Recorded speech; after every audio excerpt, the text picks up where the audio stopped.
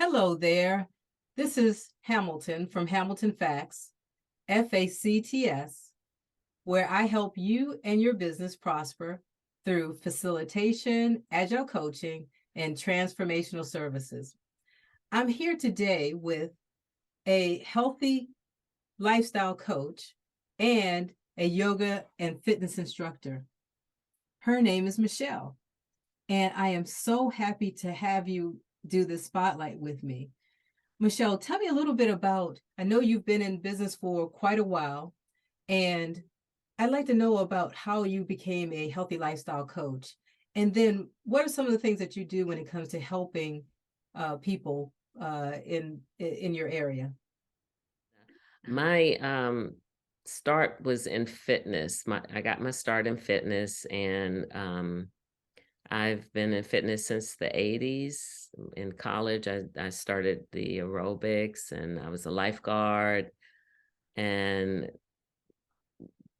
fast forward, I moved to Texas in the mid 80s, and um, by that time, I was still in fitness, but I got a career in the airlines and um, had, was taking care of kids, but I always knew my passion was in fitness and in healthy lifestyle.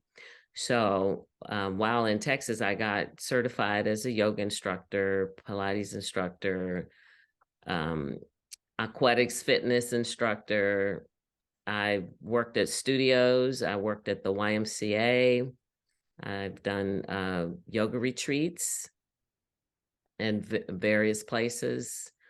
In East Texas right now, and I'm doing retreats 3 or 4 times a year. It's all women retreats, and it's primarily on mindfulness and yoga. And I started health coaching right in right as I retired. I retired from the airlines in 2013, so I got my health coach certificate that year. I also went to India that year to increase my studies in yoga. Oh, um, my health coach certification was with the Institute of Nutrition. um, and I also got a certificate from ACE.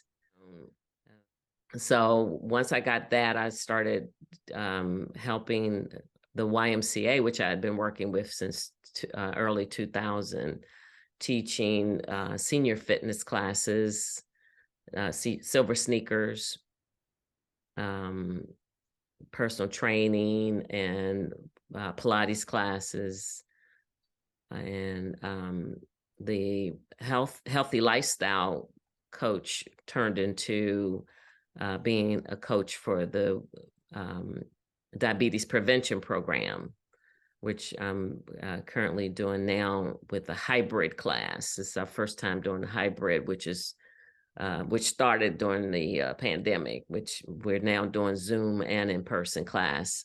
But previously, it was a support group that met in person when I started in 2016.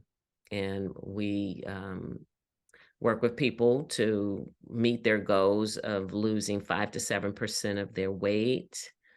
We help them to change their behavior so that they, work on tracking their food. They work on getting that 150 minutes of physical activity per week. And each week we meet, we have different subject matter, either in nutrition or behavior change or diet change. And that's where the background in the health coaching has been primarily my focus right now. But I great. also use it in my other classes because I do teach the Pilates and I do teach the yoga class at a studio and at the YMCA. I'm primarily there teaching part-time. Mhm.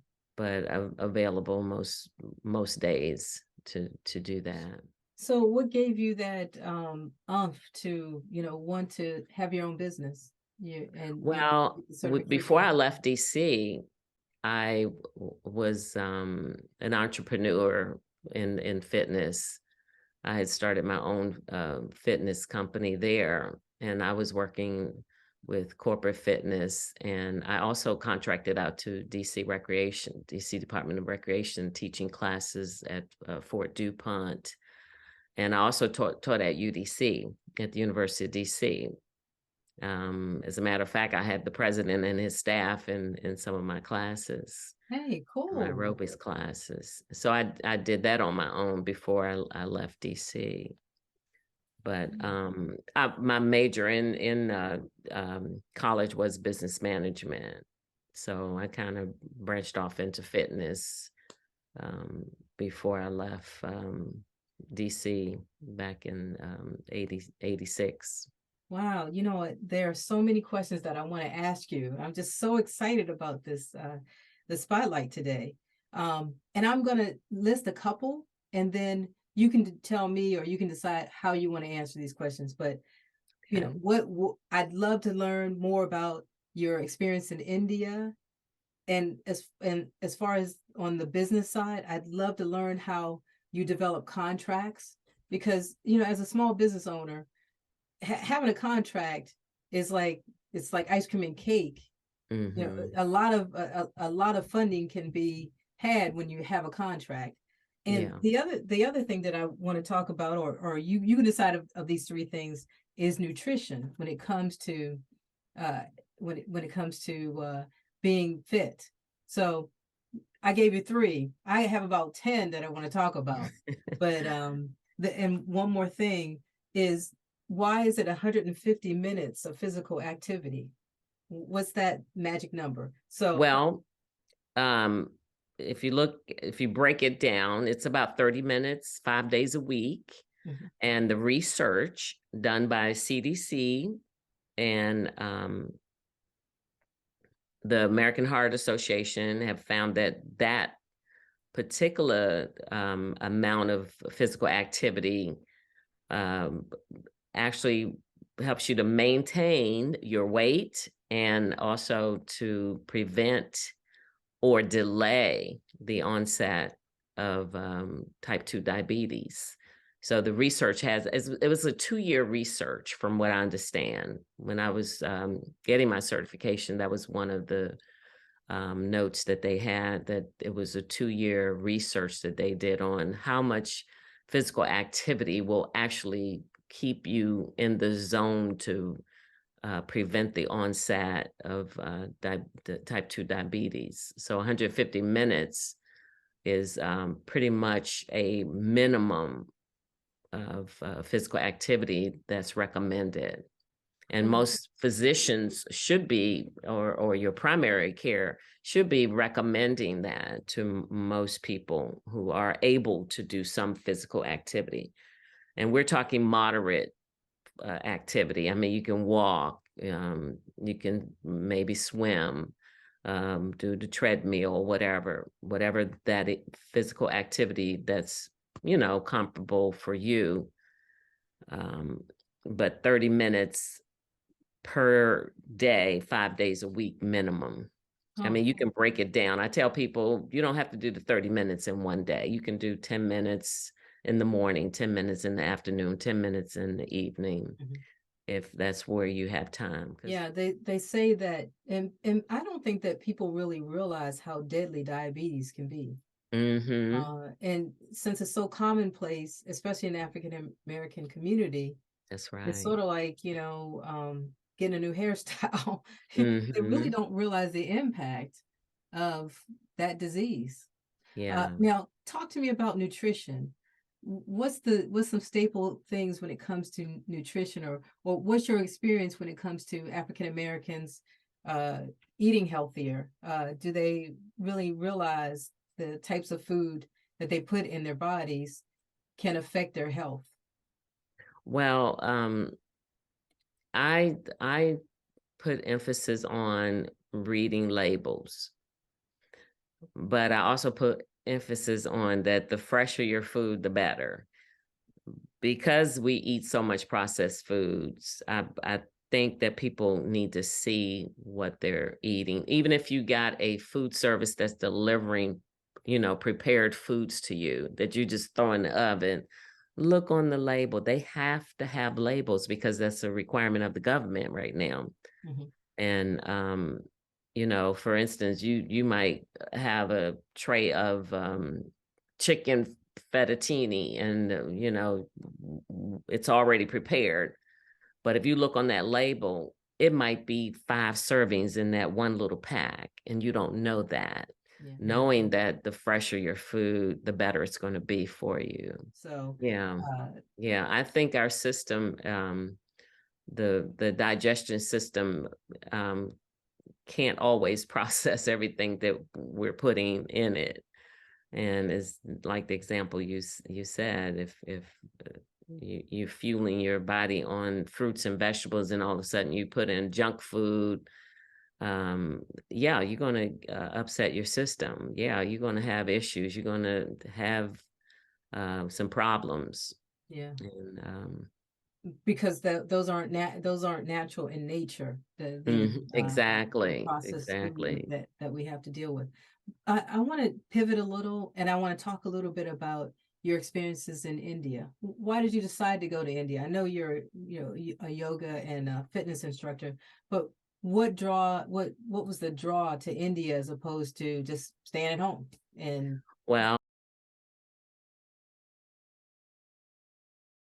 well, thank you, Michelle, for taking the time to be a part of the spotlight.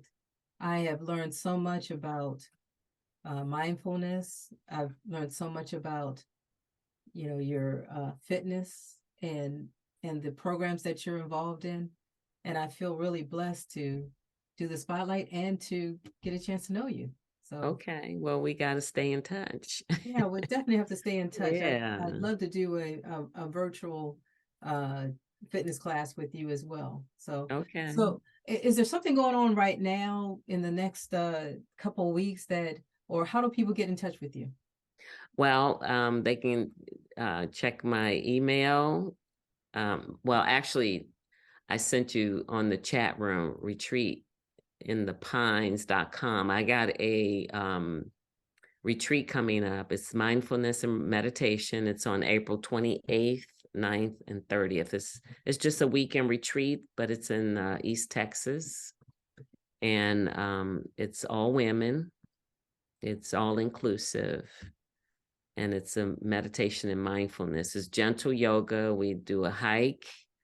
There's an option to get massage, and we have farm to table food, so all the meals are included, Cool. and the accommodations are shared. But it's a beautiful area in the pines in the country, and I've done these retreats 3 times a year since 2016. Hmm. And it's a weekend. It's different weekends. So if you pull up the website, you'll see them other retreats as well. But mine is on the 28th. Yeah. Is there a criteria that they need to pass to? No, just all women. And she also gives scholarships. Okay, well, I'm gonna And wrap I up. also have a video. I have a I have a meditation video, which is free on YouTube under Michelle Erby, 5-minute meditation. And I have a chair yoga video on YouTube. Mhm. And I have a 30-minute Pilates class on YouTube. Okay. So it's Michelle Erby, Yes, ERBY. Erby. Mm. Okay. And that's Michelle Erby on YouTube. So just search Michelle Erby. Yes, yes, And yeah. okay, cool. All right. Well, thank you so much for letting me spotlight you today. And I'm so happy that I got a chance to know you. And I'm going to be in touch.